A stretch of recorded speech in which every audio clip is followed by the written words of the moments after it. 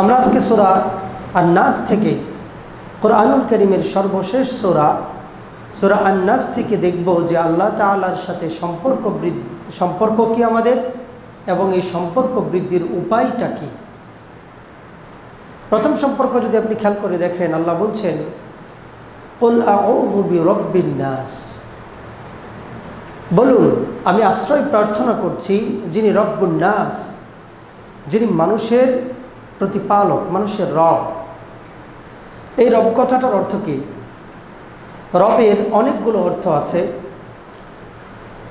একটা অর্থ হচ্ছে, প্রধানতম যে অর্থটা ধরা হয়, লালন পালনকারী। যিনি লালন পালন করেন তিনি হচ্ছেন রব।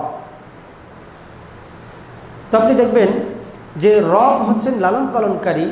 আরেকটা অর্থ আছে রিজিক দাতা, যিনি আমাদেরকে রিজিক দেন তিনি হচ্ছেন রব। আরেকটা অর্থ আছে যিনি বিধান দেন, বিধানদাতা, আইনদাতা যিনি, তিনি হচ্ছেন রব। আবার আরেকটা অর্থ আছে সৃষ্টিকর্তা, যিনি সৃষ্টি করেন। রবের সঙ্গে বলা হয়েছে যে যিনি না চাইতেই তার বান্দার প্রয়োজনীয় যা কিছু আছে সব কিছু সরবরাহ করেন, তিনি হচ্ছেন রব। সুবহানাল্লাহ। আল্লাহ সুবহানাহু ওয়া তাআলা এমন অনেক কিছু আমাদেরকে দিয়েছে যেগুলোর জন্য আমাদের কোনো আবেদন করার প্রয়োজন পড়েনি। আল্লাহর কাছে আমরা দরখাস্ত করিনি, আমরা অক্সিজেনের জন্য দরখাস্ত করিনি আল্লাহ তাআলার কাছে। আল্লাহ সুবহানাহু ওয়া তাআলা জন্মের আগে থেকে যে নিঃশ্বাস নিচ্ছি, যেদিন থেকে আমাদেরকে আত্মা দেওয়া হয়েছে, 120 দিন বয়সের পর থেকে ভ্রূণ অবস্থায়, সেদিন থেকে যে আমরা নিঃশ্বাস নিচ্ছি, প্রথমে মায়ের মাধ্যমে, মায়ের নাভির সাথে, আমার নাভির সাথে মায়ের একটা কানেকশন ছিল, সেখান থেকে আমরা নিঃশ্বাস নিতাম। দুনিয়াতে যখন আসলাম তখন আমরা এই মুক্ত বাতাস থেকে নিঃশ্বাস গ্রহণ করি। এটার জন্য কোনো দিন আল্লাহ সুবহানাহু ওয়া তাআলার কাছে আবেদন করা লাগে নাই যে আল্লাহ এই যে নিঃশ্বাস নিচ্ছি, এত কেজি, এত টন অক্সিজেন আমাকে দাও, আমার দরকার। আমরা যে কত টনের পর টন অক্সিজেন প্রতিদিন ব্যবহার করতেছি, এগুলোর যদি ক্যালকুলেশন আমরা করতাম, দামের হিসাব যদি আমরা করতাম, সুবহানাল্লাহ, কত দামি এই অক্সিজেন। করোনার সময় আমরা দেখেছি যে করোনাতে একটা সিলিন্ডারের দাম কত, আর একটা সিলিন্ডার দিয়ে কয়দিন মাত্র যেত। কি ভয়ঙ্কর অবস্থা ছিল। আমরা হিসাব করি না যে কি অগণিত পরিমাপের অক্সিজেন আমরা প্রতিদিন গ্রহণ করতেছি, কিন্তু আমাদের কাছে কোনো হিসাব নাই। আমরা এগুলোর জন্য আল্লাহ তাআলার শুকরিয়াও আদায় করি না। বিশুদ্ধ পানি, এই যে আমরা পান করতেছি বিশুদ্ধ পানি, এই বিশুদ্ধ পানি আল্লাহ তাআলা আমাদেরকে সরবরাহ করেন, আল্লাহ তাআলা আমাকে দেন। আল্লাহ সুবহানাহু ওয়া তাআলা সূরা মুলকের মধ্যে সর্বশেষ আয়াতের মধ্যে তিনি বলছেন যে আফারাআইতুম ইন আসবাহা মাউকুম গাওরান, তুমি কি এটা নিয়ে চিন্তা করেছো যে আল্লাহ যদি পানিটাকে মাটির গভীরে নিয়ে যেতেন, ফামা ইয়াতিকুম বিমাইন মাঈন, তাহলে কে আছে যে এই পানিটাকে উঠিয়ে দিতেন? আল্লাহ সুবহানাহু ওয়া তাআলা বলছেন যে তিনি যদি পানিটাকে মাটির গভীরে নিয়ে যেতেন, তাহলে কে তোমাদের জন্য এই পানিটা উঠিয়ে দিতে পারত? আমরা এখন টিউবওয়েলের মাধ্যমে, নলকূপের মাধ্যমে আমরা পানিটাকে তুলে এই পানিটা আমরা পান করতে পারি। কিন্তু আল্লাহ সুবহানাহু ওয়া তাআলা যদি এই পানিটাকে আরও গভীরে নিয়ে যেতেন, তাহলে কে আছে যে এই পানিটাকে তুলে দিতেন? আল্লাহ সুবহানাহু ওয়া তাআলা এই কথা বলছেন। আল্লাহ সুবহানাহু ওয়া তাআলা গোটা পৃথিবীর পানি আপনি দেখেন, লবণাক্ত পানি, মিষ্টি পানি, স্বাদু পানি আর লোনা পানি বলা হয়। আল্লাহ সুবহানাহু ওয়া তাআলা যদি আমাদের জন্য এই মিঠা পানি, স্বাদু পানির ব্যবহার না করতেন, এটা যদি আল্লাহ সুবহানাহু ওয়া তাআলা না করতেন, স্বাদু পানির ব্যবহার, মিঠা পানির ব্যবহার, তাহলে অবস্থাটা কি হতো? আল্লাহ সুবহানাহু ওয়া তাআলা যদি আকাশ থেকে লবণাক্ত পানি নাজিল করতেন, তাহলে আমরা কি সেই পানি পান করতে পারতাম? এই গাছগাছালি, তরুলতা আপনারা যা দেখতেছেন, আমাদের এই স্বাদু পানির এলাকাগুলোতে যেগুলো থাকে, লোনা পানির এলাকাগুলোতে এগুলো জন্মগ্রহণ করতে পারে না, এগুলো টিকে থাকতে পারে না। আবার একটু খেয়াল করে দেখেন, আল্লাহ সুবহানাহু ওয়া তাআলা আমাদের জন্য রিজকের ব্যবস্থা করেন। এমনকি প্রত্যেকটা বীজ অঙ্কুরিত করেন আল্লাহ সুবহানাহু ওয়া তাআলা, বীজ অঙ্কুরিত করেন। এমন একটা বীজ নাই যেই বীজটা আমরা অঙ্কুরিত করতে পারবো। কোনো ফেরেশতা, কোনো মানুষ, কোনো বিজ্ঞানী, কোনো জিন সবাই একসাথে মিলে টেনে টুনে যতই প্রক্রিয়া প্রসেস চালাক না কেন, যেই পর্যন্ত আল্লাহ সুবহানাহু ওয়া তাআলার হুকুম না হবে, একটা বীজ অঙ্কুরিত করার ক্ষমতা আল্লাহ ছাড়া পৃথিবীর আর কারো নাই। পৃথিবীর মহাবিশ্বের আল্লাহর যত মাখলুক আছে সব মাখলুক একত্রিত করলেও এটা হবে না। আত্মা দেওয়া, প্রাণ দেওয়া, কোনো মানুষের মধ্যে যেমন আত্মা দেয়, প্রাণ দেয়, উদ্ভিদেরও প্রাণ আছে। এই উদ্ভিদের প্রাণ সঞ্চার কে করেন? আল্লাহ সুবহানাহু ওয়া তাআলা করেন। এই প্রাণের সৃষ্টিকারী কে? এই আত্মার সৃষ্টিকারী কে? আল্লাহ সুবহানাহু ওয়া তাআলা। তো আল্লাহ যদি না করতেন পৃথিবীতে একটা বৃক্ষ হতো না, একটা গাছগাছালি হতো না। আল্লাহ সুবহানাহু ওয়া তাআলা যদি না দিতেন, তিনি যদি এভাবে সৃষ্টি না করতেন, তিনি যদি অঙ্কুরিত না করতেন, আপনি খেয়াল করে দেখেন কত অসংখ্য অগণিত প্রজাতি রয়েছে, সংখ্যা বাদ দেন, লক্ষ লক্ষ প্রজাতির বৃক্ষ এই পৃথিবীতে রয়েছে, যেগুলো আল্লাহ সুবহানাহু ওয়া তাআলা অঙ্কুরিত করেন। এবং এগুলোর মাধ্যমে আল্লাহ সুবহানাহু ওয়া তাআলা আমাদের জন্য রিজকের ব্যবস্থা করেন। এগুলোর মাধ্যমে আল্লাহ সুবহানাহু ওয়া তাআলা আমাদের জন্য শেল্টার, আশ্রয়ের ব্যবস্থা করেন। গাছগাছালি কেটে আমরা ঘরবাড়ি বানাই, সেগুলোতে থাকি, বসবাস করি। কত লক্ষ কোটি পশু পাখিরা এগুলোতে আশ্রয় নেয়, বনে জঙ্গলে আশ্রয় নেয়, গাছের ডালের মধ্যে তারা বাসা বানায়। এই যে বিষয়গুলো হচ্ছে, এই যে আশ্রয় কেন্দ্র প্রত্যেকটা প্রাণীর, প্রত্যেকটা জীব জানোয়ারের, প্রত্যেকটা মানুষের, এগুলোর ব্যবস্থা আল্লাহ সুবহানাহু ওয়া তাআলা করেন। আল্লাহ সুবহানাহু ওয়া তাআলা বলছেন তার রিজকের ব্যাপারে, তিনি বলছেন সূরা মুলকের মধ্যে উল্লেখ করা হয়েছে যে আফামান হাযাল্লাযী ইয়ারযুকুকুম ইন আমসাকা রিজকাহ বাল লাজ্জু ফি উতুবি ওয়া নুফুর। আল্লাহ বলছেন যে এমন কি আছে, আল্লাহ যদি রিজিক বন্ধ করে দিতেন, যে তোমাদেরকে রিজিক দিতে পারে, আল্লাহ সুবহানাহু ওয়া তাআলা যদি রিজিককে বন্ধ করে দিতেন, তাহলে তোমাদের মধ্যে কে আছে যে তোমাদেরকে রিজিক দিতে পারে? এর পরেও তোমরা নাফরমানি এবং সত্য বিমুখতায় তোমরা অবিচল থাকো। মানুষেরা ইন্নাল ইনসানা লিরাব্বিহি লাকানুদ, মানুষেরা তার রবের প্রতি বড়ই অকৃতজ্ঞ, বড়ই অকৃতজ্ঞ মানুষ। আমরা এক অকৃতজ্ঞ জাতি, যে আল্লাহ সুবহানাহু ওয়া তাআলা আমাদেরকে এত কিছু দেন, কিন্তু আল্লাহ তাআলার শুকরিয়া আমরা কিন্তু ওইভাবে আদায় করি না, মনে করি না যে আদায় করতে হবে। অথচ প্রত্যেকটা বিষয় আপনি দেখেন, এই একটাও আমরা পারতাম না যদি আল্লাহ সুবহানাহু ওয়া তাআলা আমাদেরকে না দিতেন। একজন বিজ্ঞানী কি করতে পারে? একজন বিজ্ঞানী এই মেকানিজম জানে কিভাবে প্রসেসিং করে একটা থেকে আরেকটা রূপান্তর করতে হয়, এটা তাকে শিক্ষা দেওয়া হয়েছে। কিন্তু একজন বিজ্ঞানী কোনো প্রাণের সঞ্চার করতে পারে না, একজন বিজ্ঞানী একটা বীজকে অঙ্কুরিত করতে পারে না, একটা চাল সৃষ্টি করতে পারে না। সব আল্লাহ সুবহানাহু ওয়া তাআলা আমাদেরকে দেন, আল্লাহ আমাদের জন্য সৃষ্টি করে রেখেছেন।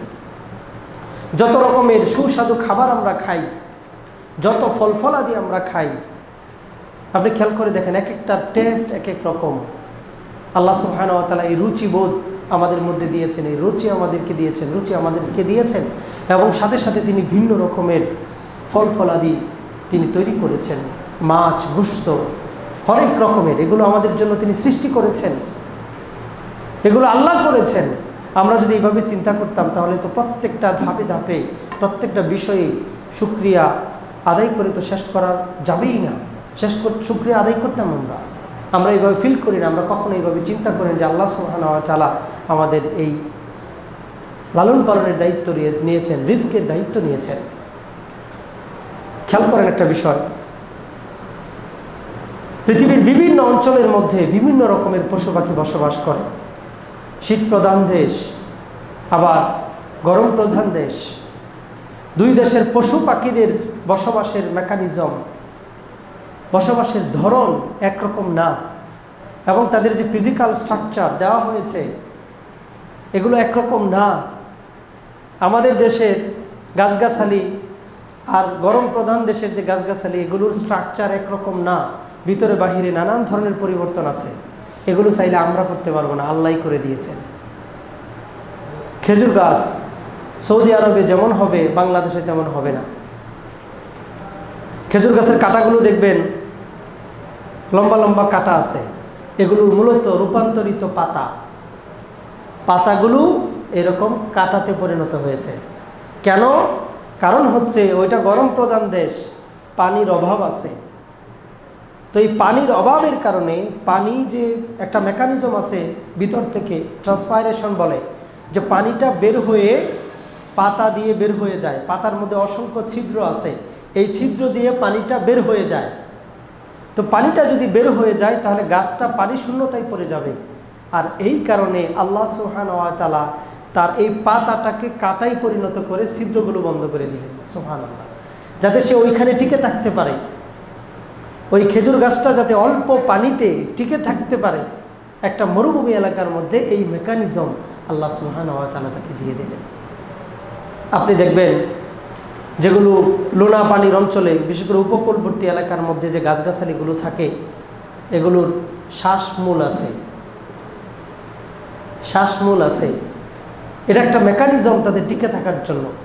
ওই গাছগুলো, তাহলে একটা গাছ আল্লাহ সুবহানাহু ওয়া তাআলা কীভাবে তার মধ্যে মেকানিজম সেট করেছেন, এটা কি করে মানুষের পক্ষে সম্ভব না? মানুষ আগে জানতো এই বিষয়গুলো। মানুষ সৃষ্টি করার আগেই তো গাছগাছালি বানানো হয়েছে। একটা পশু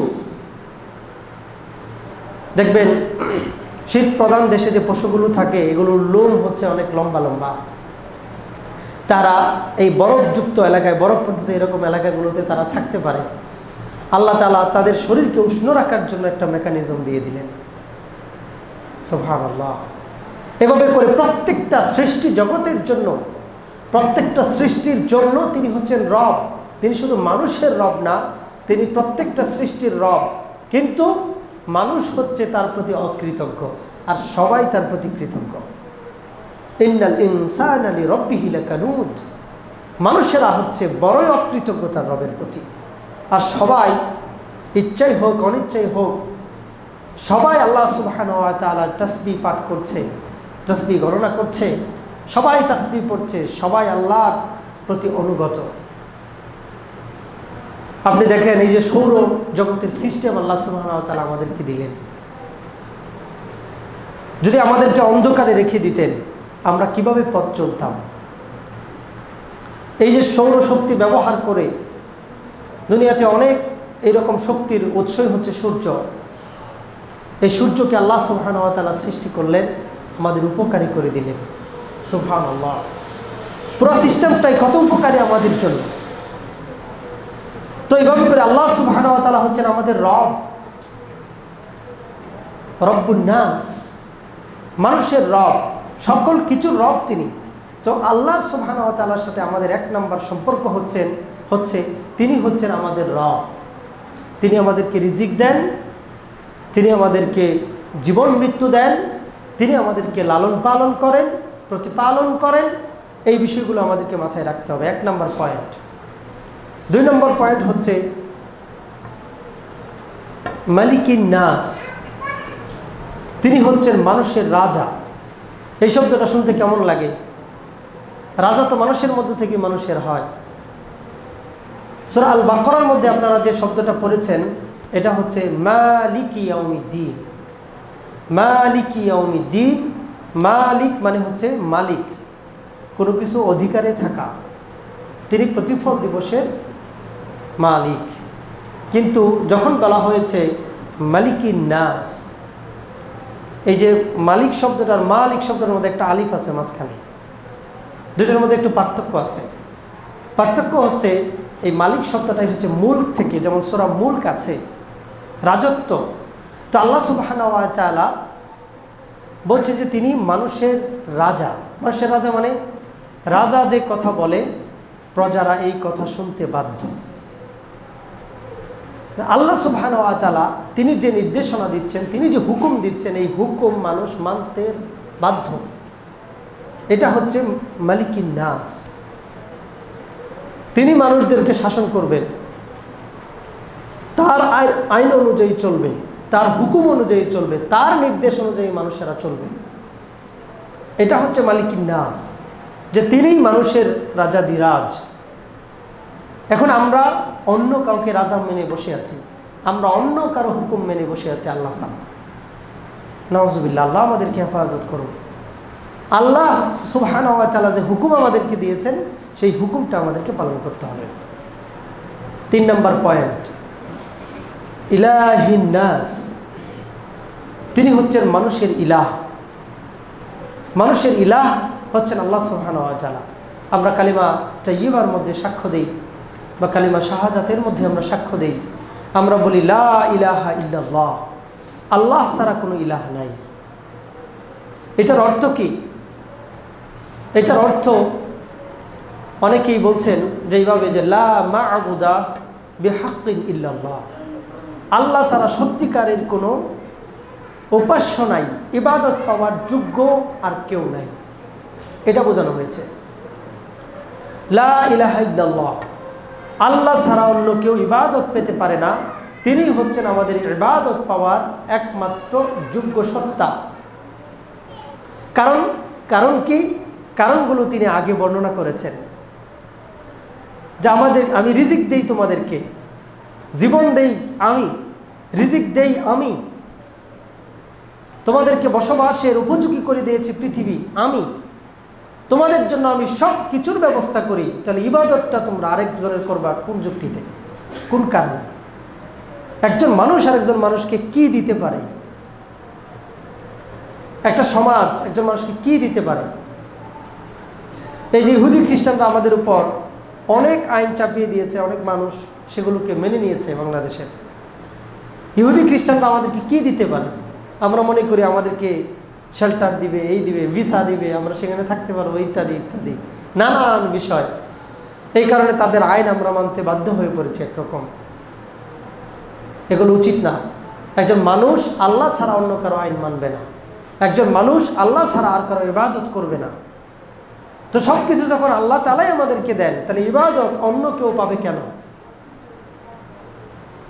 এই প্রশ্নটা আপনি কোনো মূর্তি পূজারীকে যদি করেন যে এই মূর্তি কি তোমাকে রিজিক দেয়, এই মূর্তি কি তোমার কোনো উপকার বা ক্ষতি করতে পারে, তুমি যখন অসুস্থ হয়ে পড়ো এই মূর্তি কি তোমাকে ভালো করতে পারে? আপনি দেখেন বিষয়গুলো চিন্তা করে, সম্ভব না। আল্লাহ ছাড়া অন্য কারো পক্ষে সম্ভব না।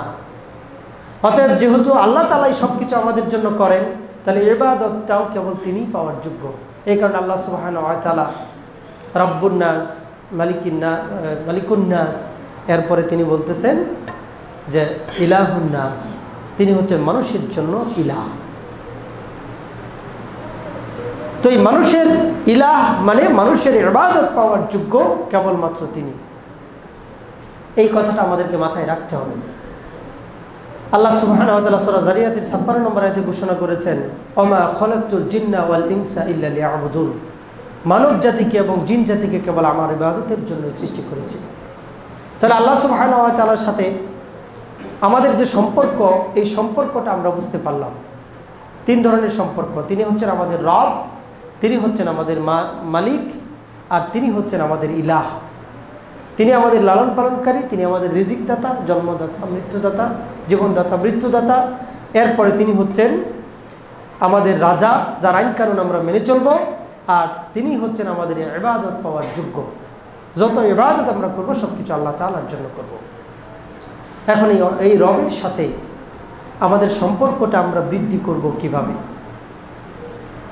এটা হচ্ছে আজকের টপিকের দ্বিতীয় অংশ, যে আমরা আমাদের এই রবের সাথে, মহান মুনিবের সাথে আমরা কিভাবে আমাদের সম্পর্কটাকে বৃদ্ধি করতে পারি।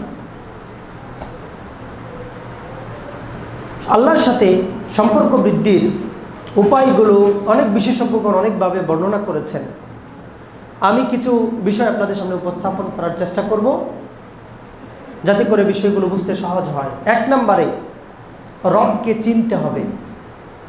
সূরা মুহাম্মদের মধ্যে 19 নম্বর আয়াতে আল্লাহ সুবহানাহু ওয়া তাআলা বলতেছেন, ফা'লাম আন্নাহু লা ইলাহা ইল্লাল্লাহ, ফা'লাম আন্নাহু লা ইলাহা ইল্লাল্লাহ।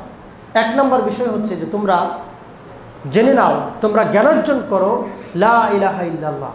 লা ইলাহা ইল্লাল্লাহ সম্পর্কে তোমরা জ্ঞানার্জন করো। আগে আল্লাহ ছাড়া যে কোনো ইলাহ নাই এই সম্পর্কে সবার আগে তোমরা জ্ঞান অর্জন করো। এটা আমাদের 1 নম্বর কাজ। আল্লাহকে চিনা, আমাদের রবকে চিনা, কে আমাদের রিজিকদাতা, কে আমাদের সৃষ্টিকারী, কে আমাদেরকে ধ্বংসকারী, কে আমাদের সৃষ্টিকারী, কে চন্দ্র সূর্য আকাশ জমিন এগুলো সৃষ্টি করেছেন, এই বিষয়গুলো সম্পর্কে জ্ঞানার্জন করা, রব সম্পর্কে জ্ঞানার্জন করা,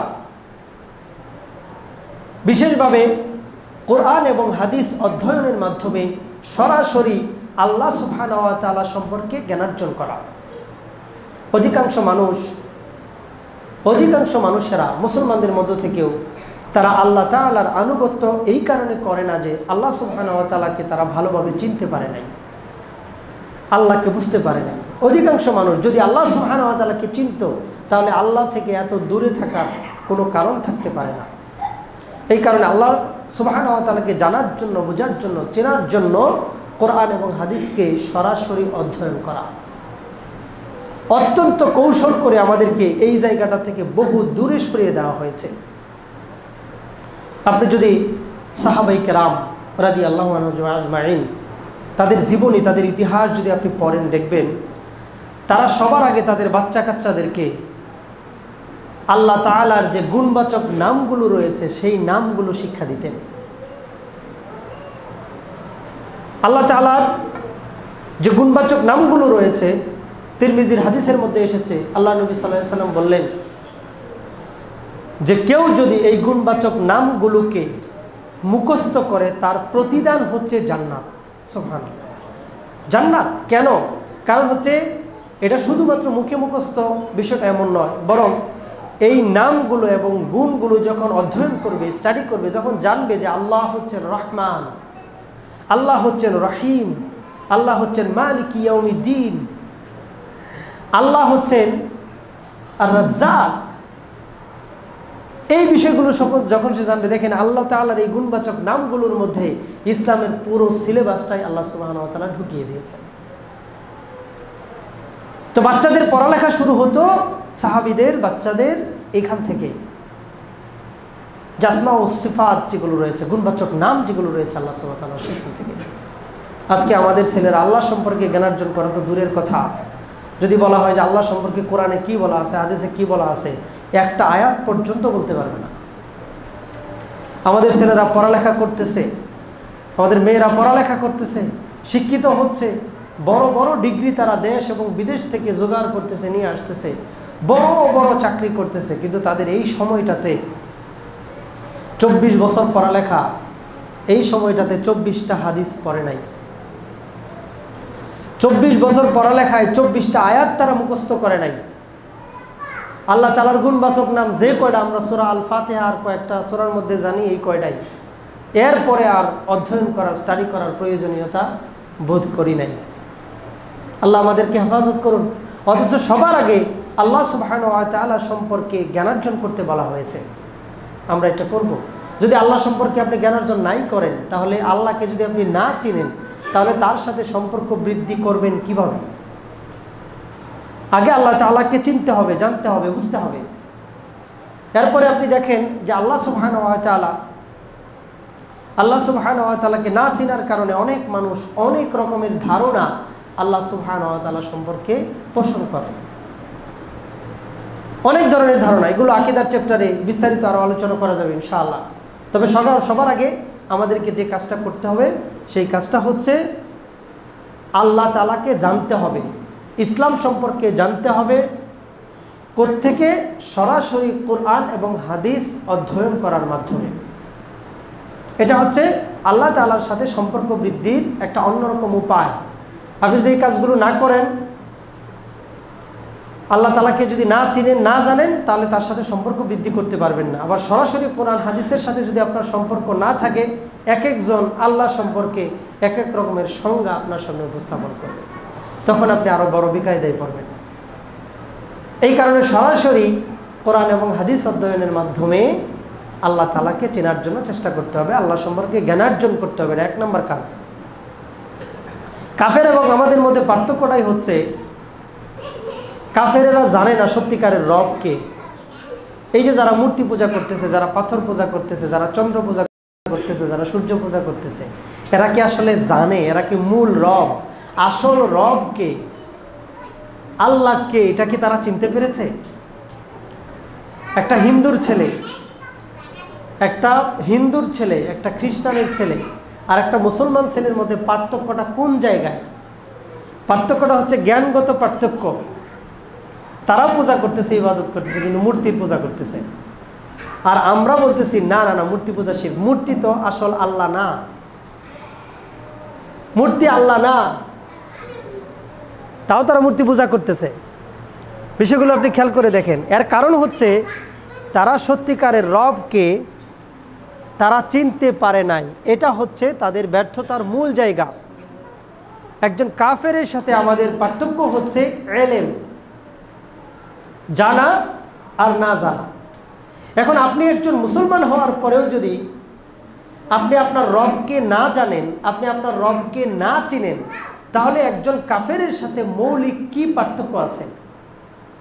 এই কারণে দেখবেন অনেক নামধারী মুসলমানেরা আল্লাহর বরত্বকে অস্বীকার করে তারা মাজারে গিয়ে চায়, বলছে আল্লাহর কাছে তো দেখলাম এতদিন, আল্লাহ তো দিতে পারে না, নাউজুবিল্লাহ, এখানে মাজারের কাছে গিয়ে চায়। বিষয়টা হচ্ছে এমন, আমি একটা গানের লাইন জানি যে আমাদের দেশের এক ভণ্ড পীরের মুরিদেরা এই লাইনটা গায়। আশরাফুল মাখলুকাত মানুষ, যদিও সৃষ্টি খোদার, অশান্তি আর অনটনে নাই দেখি নাই পারাপার, একমাত্র তুমি পারো সকল অভাব মিটাইবার, অগো দয়াল প্রেমময় মুর্শিদ আমার। নাউজুবিল্লাহ। মানে ওরা বলতে চাচ্ছে যে আশরাফুল মাখলুকাত মানুষ, যদিও আল্লাহর সৃষ্টি, আল্লাহ তার অভাব অনটন মিটাতে পারে না, অভাব অনটন মিটাতে পারে পীর বাবা। নাউজুবিল্লাহ। আপনি খেয়াল করে দেখছেন বিষয়টা? ও কি তার রবকে জানে? ও কি তার রবকে বুঝতে পেরেছে? রব সম্পর্কে কি ওর জ্ঞান আছে? একজন কাফেরের জ্ঞান আর তার জ্ঞানের মধ্যে কোনো পার্থক্য নেই। জ্ঞানগত পার্থক্যটা যখন তৈরি হবে, তখন একজন হবে আবু বকর, আরেকজন হবে আবু জাহেল। আবু জাহেল আবুল হিকাম নাম ছিল, কিন্তু ইসলামের জ্ঞান না থাকার কারণে, রবকে না চেনার কারণে তার নাম আবু জাহেল হয়ে গেল। আর রবকে চেনার কারণে আবু বকর রাদিয়াল্লাহু তাআলা আনহু সিদ্দিক হয়ে গেলেন। আবু বকর সিদ্দিক রাদিয়াল্লাহু তাআলা আনহু। তো পার্থক্যটা কোথায়? পার্থক্যটা হচ্ছে জ্ঞানের জায়গায়। অতএব সবার আগে 1 নম্বর পয়েন্ট, আপনার রবের সাথে সম্পর্ক বৃদ্ধির জন্য আপনার রবকে চিনতে হবে। আর রবকে চেনার জন্য আপনাকে পড়ালেখা করতে হবে। এটা হচ্ছে 1 নম্বর পয়েন্ট। 2 নম্বর পয়েন্ট হচ্ছে আল্লাহ তাআলার সাথে যদি সম্পর্ক বৃদ্ধি করতে চান, তাহলে মৌলিক যে ইবাদতগুলো আছে এগুলো করতে হবে। অন্ততপক্ষে মৌলিক যে ইবাদতগুলো রয়েছে, এই ইবাদতগুলো আপনাকে করতেই হবে। মৌলিক ইবাদত, ফরজিয়াতগুলো, ওয়াজিবাতগুলো যেগুলো আছে, এগুলোকে ছেড়ে দিয়ে আল্লাহর সাথে সম্পর্ক বৃদ্ধি করবেন, এটা বোকামি। এটা আপনি বোকামি করছেন। আপনি ভাবতেছেন যে আল্লাহ তাআলার ফরজ কোনো নির্দেশ, কোনো নিষেধ আমি মানব না, এরপরে আল্লাহ তাআলার সাথে বিরাট বড় সম্পর্ক আমার তৈরি হয়ে যাবে। যেমন আমাদের দেশের অনেক আল্লাহর ওলির অনেক ভক্তরা চিন্তা করে নামাজ না পড়লেও আল্লাহর সাথে তাদের বিশাল সম্পর্ক আছে, পর্দা না করলেও আল্লাহর সাথে তাদের গভীর সম্পর্ক আছে। এগুলো শয়তান, টাটকা শয়তান। আল্লাহ তাআলার হুকুম মানবেন না একটাও, আর বলবেন যে আল্লাহ তাআলার সাথে গভীর সম্পর্ক আছে, এটা হতে পারে না। এই কারণে মৌলিক ইবাদত যেগুলো রয়েছে, মৌলিক ইবাদত, ফরজ এবং ওয়াজিব ইবাদতগুলো কি কি আছে আপনি সেগুলোকে খুঁজে বের করেন। যেমন 5 ওয়াক্ত সালাত আদায় করা ফরজ। এই ফরজ সালাতের থেকে আল্লাহ তাআলার সাথে সম্পর্ক বৃদ্ধির আর বড় কোনো উপায় নেই। সালাত হচ্ছে সর্বশ্রেষ্ঠ ইবাদত, যেটা আল্লাহ তাআলার সাথে সম্পর্কটাকে সবথেকে দৃঢ়ভাবে তৈরি করা যায়। আর কোনো ইবাদত নাই যার মাধ্যমে অনেক বেশি কাছাকাছি যাওয়া যায় সালাতের বাইরে। সালাত, এরপরে যখন রমজান আসবে সিয়াম, এরকমভাবে হজের যদি টাকা থাকে হজ, যাকাতের টাকা থাকলে যাকাত, পর্দা সার্বক্ষণিক একটা ফরজ ইবাদত। অনুরূপভাবে আপনি খুঁজে খুঁজে বের করবেন যে ফরজ ইবাদতগুলো কি আছে যেগুলো আমাকে সবসময় পালন করতে হবে, এগুলো পালন করা। খারাপ কাজগুলো, যেগুলো নিষিদ্ধ কাজ, কবিরা গুনাহ হয়, এইরকম কাজগুলো থেকে বিরত থাকা। তাহলে মৌলিক যত ইবাদতগুলো আছে এই ইবাদতগুলো পালনের মাধ্যমে আল্লাহ তাআলার সাথে সম্পর্ক বৃদ্ধি করতে হবে। 3 নম্বর পয়েন্ট, মাসনুন দোয়া পড়া। মাসনুন দোয়াগুলোর মাধ্যমে আল্লাহ তাআলার সাথে আপনি সম্পর্ক তৈরি করতে পারবেন। যেমন জিকির আজকার, সবসময় মুখের মধ্যে লেগেই থাকা, আস্তাগফিরুল্লাহ, সুবহানাল্লাহ, আল্লাহু আকবার, সুবহানাল্লাহি ওয়া বিহামদিহি, সুবহানাল্লাহিল আযীম, এই শব্দগুলো বারবার ব্যবহার করা। এবং মাসনুন যে দোয়াগুলো রয়েছে ইসলাম আমাদেরকে শেখায়, রাসূলুল্লাহ সাল্লাল্লাহু আলাইহি ওয়াসাল্লাম আমাদেরকে শিখিয়েছেন। প্রত্যেকটা কাজে কর্মেই কিছু না কিছু দোয়া আছে, অন্তত কিছু যদি না থাকুক প্রত্যেকটা ভালো কাজে বিসমিল্লাহ বলে শুরু করা। প্রত্যেকটা ভালো কাজ যখন আপনি বিসমিল্লাহ বলে শুরু করবেন তখন এটার মধ্যে বরকত। ঘুমানোর দোয়া আছে, ঘুম থেকে ওঠার দোয়া আছে। রাসূলুল্লাহ সাল্লাল্লাহু আলাইহি ওয়াসাল্লাম যখন ঘুমাতে যেতেন তিনি অনেকগুলো সূরা পাঠ করতেন, অনেক আয়াত তিনি পাঠ করতেন, সারা শরীরকে তিনি মাসাজ করতেন। বাথরুমে প্রবেশের জন্য দোয়া আছে, বের হওয়ার জন্য দোয়া আছে। মসজিদে প্রবেশের দোয়া আছে, বের হওয়ার দোয়া আছে। আপনি বাড়ি থেকে কোথাও সফরে যাচ্ছেন, বের হওয়ার দোয়া আছে, প্রবেশের দোয়া আছে। আপনি যানবাহনে উঠতেছেন, দোয়া আছে। এই যে মাসনুন যে দোয়াগুলো রয়েছে এই দোয়াগুলো মুখস্থ করা এবং প্রত্যেকটা জায়গায় ব্যবহার করা, এটা আপনার যে আল্লাহ তাআলার যে স্মরণ এটাকে বৃদ্ধি করবে, এটাকে বাড়িয়ে দেবে। আমাদের মুখস্থ নাই, আমরা পালনও করি না। এই দোয়াগুলো মুখস্থ করতে হবে। এই জন্য বাজারে প্রচলিত বই আছে, হিসনুল মুসলিম একটা বই আছে, বিশুদ্ধ একটা বই, যেটার মধ্যে অনেক দোয়া আছে। কোথায় কোন দোয়াটা পড়বেন এই দোয়াগুলো মুখস্থ করা এবং সেগুলোকে ব্যবহার করা। কেউ অসুস্থ হয়ে গেলে কিভাবে আপনি দোয়া করবেন, কেউ মারা গেলে কি বলতে হবে, এই সবগুলো বিষয় এখানে আছে। তো এগুলো যদি আপনি মুখস্থ করেন আর বারবার বলেন তাহলে আপনার ভিতরে যে তাজকিয়া এটা বৃদ্ধি পাবে, আল্লাহর স্মরণটা বৃদ্ধি পাবে। এগুলো করতে হবে। এরপরে হচ্ছে নফল ইবাদত, সাধ্য অনুযায়ী বেশি বেশি বাড়িয়ে দেওয়া, বিশেষ করে তাহাজ্জুদের সালাত, বিশেষ করে তাহাজ্জুদ। যত ইবাদত আছে সব ইবাদতের মধ্যে তাহাজ্জুদ হচ্ছে এমন একটা ইবাদত যে ইবাদতটা আল্লাহ তাআলার সাথে সম্পর্ককে সবথেকে বেশি বৃদ্ধি করে। ফরজ ওয়াজিব ইবাদতগুলোর পরে এই ইবাদতটা সবথেকে বেশি বৃদ্ধি করে। কারণ তখন পরিবেশটা থাকে অনেক নির্জন, সবাই থাকে ঘুমিয়ে, আপনি একা শুধু আল্লাহ তাআলার জন্য রাত জেগেছেন। তো আল্লাহ তাআলার সাথে সম্পর্ক বৃদ্ধি করার জন্য, নিজের মর্যাদাকে বৃদ্ধি করার জন্য এই বিষয়গুলোর দরকার আছে। এগুলো হচ্ছে আল্লাহ সুবহানাহু ওয়া তাআলার সাথে সম্পর্ক বৃদ্ধির মৌলিক উপায়। এই 4টা বিষয়ের মধ্যে সব কিছু আসে। 1 নাম্বার, মৌলিক ইবাদত সমূহ, যেমন ফরজ এবং ওয়াজিবাতগুলো যা আছে একটাও ছাড়া যাবে না। ফরজ এবং ওয়াজিব ছেড়ে দিলে গুনাহ হয়, ফরজ এবং ওয়াজিব ছাড়া যাবে না। মৌলিক যত ইবাদত আছে, সাথে সাথে যত কবিরা গুনাহ আছে, এইরকম কবিরা গুনার সাথে রিলেটেড যত পাপ কাজ আছে সব ছেড়ে দিতে হবে। এটা হচ্ছে 1 নাম্বার পন্থা আল্লাহ তাআলার সাথে সম্পর্ক বৃদ্ধির। আগের একটা ছিল আল্লাহ সুবহানাহু ওয়া তাআলাকে জানার জন্য পড়ালেখা করা। এরপরে মাসনুন দোয়াগুলোকে মুখস্থ করা। তো এই মাসনুন দোয়ার জন্য একটা বইয়ের নাম আমি বললাম, আরও প্রচলিত বই আছে, বিশুদ্ধ যে দোয়াগুলো আছে এই দোয়াগুলো মুখস্থ করবেন। 3 নাম্বার হচ্ছে সাধ্য অনুযায়ী নফল ইবাদতগুলো করা। এই নফল ইবাদতের মাধ্যমেও আল্লাহর সাথে সম্পর্ক বৃদ্ধি করা যায়।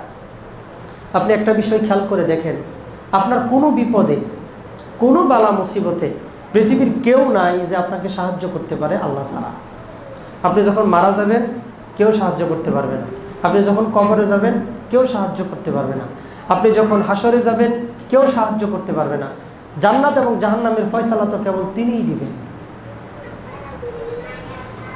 কেউ আপনাকে কোনোভাবেই সাহায্য করতে পারবে না আল্লাহ ছাড়া। তাহলে সম্পর্কটা আমাদের উচিত হবে আল্লাহ সুবহানাহু ওয়া তাআলার সাথে বৃদ্ধি করা। যুবক যারা এখানে উপস্থিত হয়েছেন এই টার্গেট নিয়ে না আল্লাহর রাস্তায় যে বুড়া হইলে তখন আল্লাহর সাথে সম্পর্ক অনেক বৃদ্ধি করব না। যৌবনকালটাকে আল্লাহ সুবহানাহু ওয়া তাআলা অনেক বেশি পছন্দ করেন। যৌবনে কি আল্লাহর সাথে সম্পর্ক বৃদ্ধি করা দরকার না ওই ছেলের সাথে সম্পর্ক বৃদ্ধি করা দরকার? ওই মেয়েটার সাথে সম্পর্ক বৃদ্ধি করা জরুরি। আপনার কাছে কাকে আপন মনে হচ্ছে ওইটাকে ছেড়ে দিয়ে আল্লাহর সাথে সম্পর্ক বৃদ্ধি করতে হবে। যারা হারাম ইনকাম করে, হারাম ইনকাম যারা করতেছেন তারা আল্লাহ থেকে দূরে সরে যাচ্ছেন। হারাম অ্যাক্টিভিটির সাথে যারা জড়িত তারা আল্লাহ থেকে দূরে সরে যাচ্ছেন। ধীরে ধীরে আল্লাহর সাথে সম্পর্ক বৃদ্ধি হচ্ছে না, বরং আমাদের উচিত হবে আল্লাহ তাআলার সাথে সম্পর্ক বৃদ্ধি করা। প্রয়োজনে অনেক মানুষকে যদি ত্যাগ করতে হয় আমরা ছেড়ে দিব, যারা কুফরির পথে আছে, যারা আমাকে কুফরির দিকে নিয়ে যেতে চায়, যারা আমাকে দিয়ে খারাপ কাজ করাইতে চায়, তাদের কারোর সাথে আমি সম্পর্ক রাখবো না, আমি আল্লাহ তাআলার সাথেই সম্পর্ক রাখবো। এভাবে করে চিন্তা করতে হবে। সম্পর্ক আল্লাহ তাআলার সাথে বৃদ্ধি করুন, কারণ 16 আনা আপন থাকলে আল্লাহ তাআলাই আছেন, আর কোনো কিছুই আপনার 16 আনা আপন নয়। আপনার মা বলেন, আপনার বাবা বলেন, আপনার সন্তান বলেন, আপনার আত্মীয় স্বজন বলেন, সবাই হচ্ছে দুধের মাছি। সবাই সবাই দুধের মাছি, দুধ নাই মাছিও নেই। কেউই আপনাকে সাহায্য করতে পারবে না আল্লাহ ছাড়া। অতএব আল্লাহ তাআলার সাথে সম্পর্ক বৃদ্ধি করার জন্য চেষ্টা করুন, কারণ আল্লাহ তাআলার কাছেই আপনাকে অনন্তকাল ধরে থাকতে হবে। তো আল্লাহ সুবহানাহু ওয়া তাআলা আমাদেরকে বুঝদান করুন। আল্লাহুম্মা আমিন।